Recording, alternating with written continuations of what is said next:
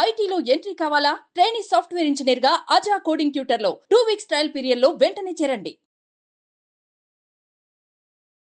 నమస్తే కార్తిక్. నమస్తే sir. So చాలా ఇంపార్టెంట్ విషయం ఏంటంటే సిప్ గురించి చాలా పెద్ద టాక్ మొత్తం ఇండియాలో కాదు ప్రపంచం అంతట్లో కూడా ఒక మిడిల్ క్లాస్ పర్సన్కి ఒక వచ్చిన ఆదాయాన్ని దాచుకుంటే సిప్లో మనము కాస్త రిచ్ అయ్యే అవకాశం ఉంటుంది. సో దట్ మనము మంచి డబ్బులు సంపాదించుకోవచ్చు కదా అని చెప్పేసి, అంటే రిటైర్మెంట్ వరకు ఒక 20 ఏళ్ళ కుర్రోళ్ళు ఎవరైతే ఉంటారో 40 ఏళ్ళ వరకు దాచుకుంటారో డబ్బులు సిప్పులు ప్రతి నెల డెబిట్ అవుతూ ఉంటుంది, ఇన్వెస్ట్మెంట్ పెడతారు.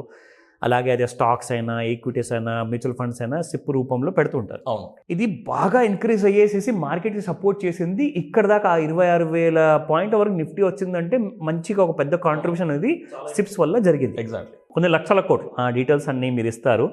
సో ఇక్కడ మనం చూడబోతే second half of the year వరకు చాలా బాగా జరిగిన తర్వాత సెకండ్ హాఫ్ ఇయర్ తర్వాత కొన్ని నెగిటివ్స్ అనేది రావడం జరిగింది. అంటే చాలామంది సిప్కి అలవాటు పడిన తర్వాత ఏదో ఒక మెడికల్ ఎమర్జెన్సీ వచ్చిందని వంకతోనో, లేదంటే వేరొక పార్టీ ఇంట్లో ఒక ఫంక్షన్ ఆ వంకతోనో ఆ డబ్బులు ఏం చేస్తున్నారంటే ఆ సిప్ వైపు పెట్టే పెట్టుబడులు అనేది ఏవో ఒక కారణం వల్ల ఆపేస్తున్నారు.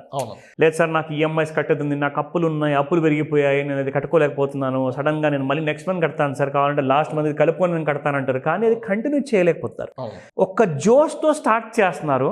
అది 3 to 6 months వరకు మహా అంటే ఉంటుంది. ఆ సిప్ అనేది కంటిన్యూ చేస్తున్నారు. దాని తర్వాత డిస్కంటిన్యూ అయిపోతుంది ఏదో ఒక కారణం వల్ల. అఫ్కోర్స్ జెన్యున్ కారణాలు ఉండొచ్చు, కానీ డిస్కంటిన్యూ అవ్వడం వల్ల వాళ్ళే ఎక్కువగా లాస్ అయిపోతున్నారన్న విషయం వాళ్ళు గ్రహించట్లా.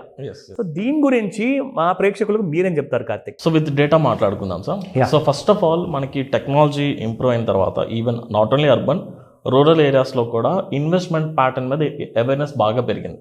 సో ప్రీవియస్గా మహా అయితే పీపుల్ ఇన్వెస్ట్మెంట్ ప్యాటర్న్ ఐదర్ బ్యాంక్స్లో లేదా ఫిక్స్డ్ డిపాజిట్స్లో ఉండేవాళ్ళు. కరెక్ట్. లేదంటే మ్యూచువల్ ఫండ్స్లో కూడా లంసమ్ చేసుకునేవాళ్ళు. బికాస్ లంసమ్లో ప్రాబ్లం ఇక్కడ ఏమొస్తుందంటే లైక్ ఒకేసారి నేను బల్క్ అమౌంట్ పెట్టేస్తే I can't take the advantage of market corrections. Correct. మార్కెట్లో కొన్నిసార్లు సెక్టార్స్లో ట్రెండ్స్ మారుతుంది, ఎకనామిక్ పాలసీస్ మారుతుంది, ఆ అడ్వాంటేజ్ నేను తీసుకోను. అలా కాకుండా నేను సిప్ పరంగా వెళ్తే అన్ని అడ్వాంటేజ్ తీసుకోవచ్చు. పైగా సిప్ కూడా చాలా మంత్లీ 1000 రూపీస్తో స్టార్ట్ చేయొచ్చు, 500తో స్టార్ట్ చేయొచ్చు, టిల్ హౌ మచ్ అమౌంట్ ఇవ్వాలి. కరెక్ట్.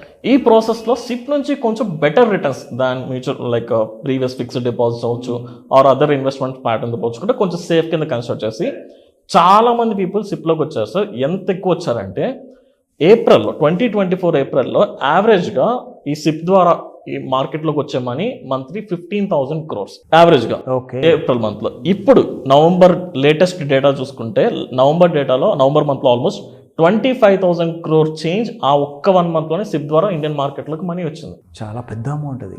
అండ్ ఏప్రిల్లో SIP accounts around 8 crore accounts ఉంటే ఇప్పుడు 11 crore అకౌంట్స్ ఉన్నాయి. Just within a span of 6 to 7 monthsలో 3 crore అకౌంట్స్ ఇంక్రీజ్ అయినాయి. So first of all awareness పెరుగుతుంది, it's very good.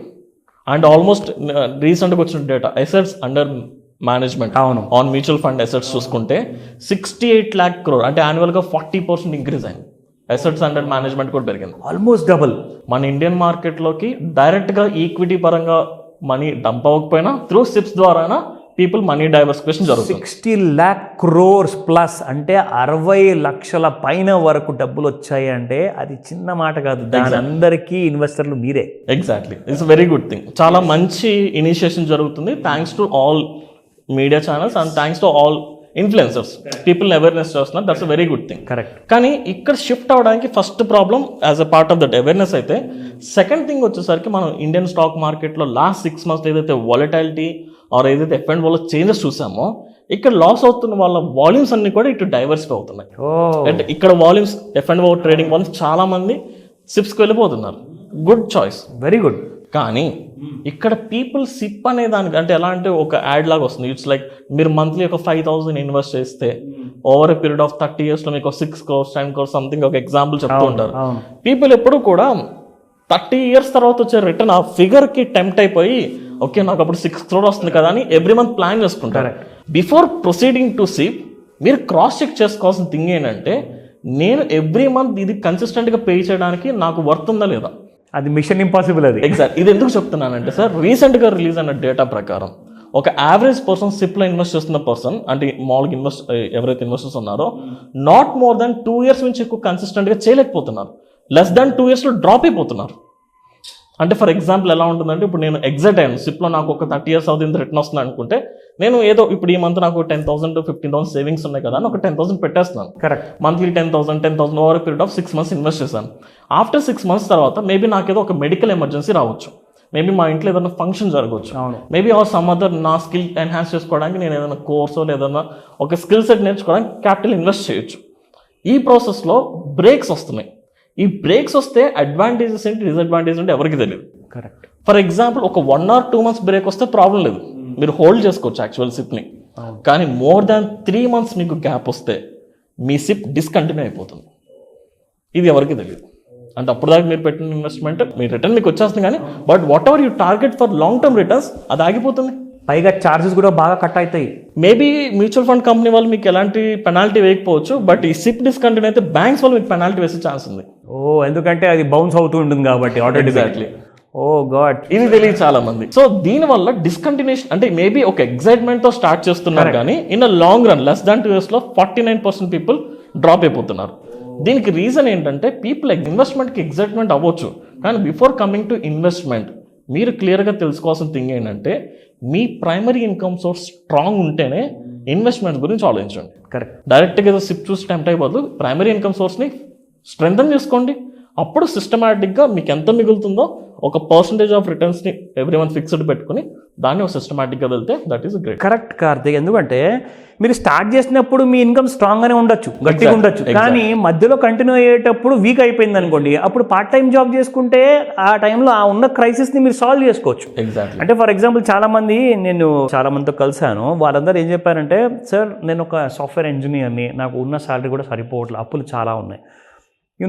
Believe it, వాళ్ళ family సంతోషం కోసం అని చెప్పేసి అది ఆడవాళ్ళైనా మగవాళ్ళైనా ఎంతోమంది ఓలా, ఊబర్, ఇవన్నీ క్యాబ్లు, ర్యాపిడోలో at the same time bike నడిపించేసి మరి ఎక్స్ట్రా ఇన్కమ్ సంపాదించుకోవడానికి కూడా ఈరోజు నేటి భారతంలో ఉన్న భారతీయులందరూ యంగ్స్టర్స్ అందరూ కూడా అంత కష్టపడుతున్నారు. కార్తీక్, నాకు ఎంత సంతోషంగా అనిపించిందంటే, ఎందుకంటే వాళ్ళ హోదా గురించి ఆలోచించకుండా లగ్జరీ లైఫ్ గురించి కంఫర్ట్ జోన్ నుంచి బయటకు వచ్చి మరి వాళ్ళ ఫ్యామిలీ కోసము ఒక 30,000 ఎక్స్ట్రా వస్తే చాలు, ఒక 4 hours నేను బైక్ నడుపుకొని నా ఫ్యామిలీని నేను ఇంకా పోషించుకోగలుగుతాను, నా ఉన్న అప్పుల్ని తీర్చుకుంటాను, నా సిప్కి కూడా నేను న్యాయం చేస్తాననే ఆలోచనలో ఉన్నారు.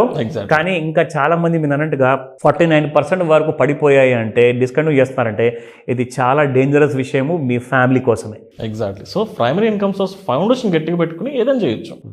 వెరీ ట్రూ కార్తిక్, చాలా మంచి ఇన్ఫర్మేషన్ ఇచ్చారు. ఇప్పుడన్నా మేలుకోండి, ఏదైతే ప్రాబ్లమ్స్ ఉన్నాయో సిప్ డిస్కంటిన్యూ చేయడానికి దానికి ఎక్స్పర్ట్స్ దగ్గరికి వెళ్ళండి, అడ్వైస్ తీసుకోండి, కంటిన్యూ చేయండి. మీకు మీ ఫ్యామిలీకి ఒక బ్రైట్ భవిష్యత్తు అనేది ఉంటుంది. Thank you very much Karthik. Thank you for the information. Thank you.